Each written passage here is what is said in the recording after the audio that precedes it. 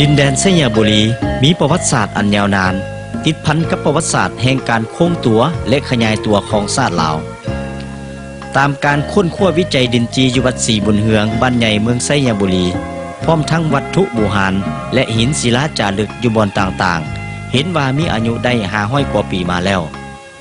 ซึ่งดินแดนทั้งหมดตั้งอยู่ฝั่งขวาของแม่น้ำของทิศเหนือและทิศตะวันออกติดกับแขวงบ่อแก้วอุดมไซหลวงพระบางและแขวงเวียงจันทน์ทางทิศตะวันตกและทิศใต้ติดกับ6 จังหวัดของราชอาณาจักรไทยตามเส้นชายแดนเก่าที่ฝรั่งและสยามได้เซ็นกันในปี 1904 ซึ่งเริ่มแต่แม่น้ำของบอนปากน้ำเหืองแล้วต่อไปตามคลองน้ำลึกของแม่น้ำสายนี้จนฮอดบ่อเกิดของมันที่ตั้งอยู่ภูเขาเมียงจากนั้นเส้นชายแดนได้ไปตามสันปันน้ำระหว่างแม่น้ำของและแม่น้ำนานจนไปถึงบ่อนน้ำของบ่อนที่เอิ้นว่าแก้งผาใดซึ่งปัจจุบันมีลวงยาว647 กิโลเมตรย้อนเป็นดินแดนที่อุดมหังมีด้านทรัพยากรธรรมชาติมีความหมายยุทธศาสตร์ด้านการทหารไซยบุรีจึงกลายเป็นเป้าหมายของการแทรกแซงหุกฮานตลอดมา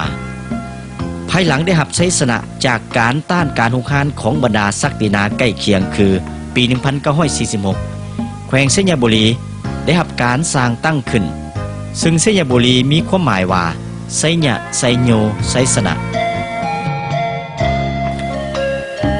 ไซยบุรีประกอบด้วย10 ตัวเมืองอันได้แก่เมืองครอบเมืองเชียงหอนเมืองเงินเมืองหงสาเมืองไซยบุรี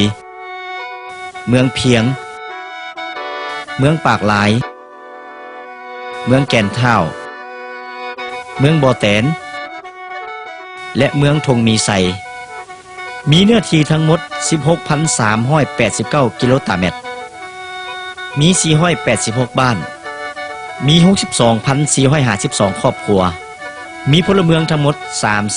388,044 คนมีหญิง 167,087 คนในนั้นลาวลุ่มมี 272,118 คนหญิง 127,901 คนลาวถึง 43,381 คนหญิง 23,110 คนลาวสูง 22,445 คนต่างด้าว100 คน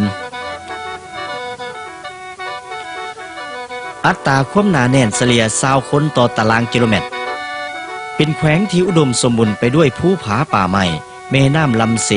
และทรัพยากรธรรมชาติอื่นๆอีกอย่างหลวงหลายนอกนี้ไซยบุรียังมี4 ธงเพียงใหญ่คือธงเพียงเมืองเชียงหอนหงสาไซยบุรีและธงเพียงเมืองเพียงมี8 ชนเผ่าใหญ่อันได้แก่เผ่าลาวลุ่มเผ่ามงเผ่ากึมมุ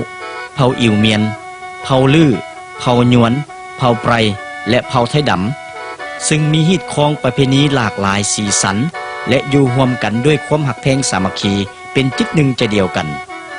ทุกเผ่ามีมูลเสื้อดุมันขยันเพียรพิละอาหารต่อสู้บ่ยอมจำนนต่อศัตรูโตใดๆที่มาลุกล้ำดินแดนของตน